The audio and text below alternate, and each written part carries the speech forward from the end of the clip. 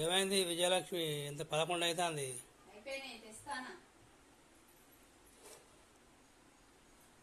ఏం చేసినావు? ఇదిగో వేడి వేడి పులోర, మామిడికాయ పులోర. పులిహోరనా ఇది? పులిహోర, బచ్చాలు. మనం బచ్చాలు అంటాము, వాళ్ళు బొబ్బట్లు అంటారు. పచ్చడ. నువ్వు అది పచ్చడినా? శ్రీరామ పచ్చడి చేసినాం మళ్ళా.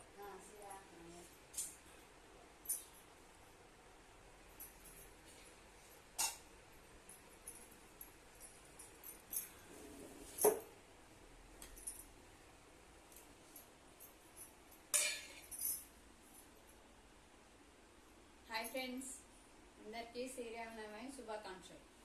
ఇక వేడి వేడి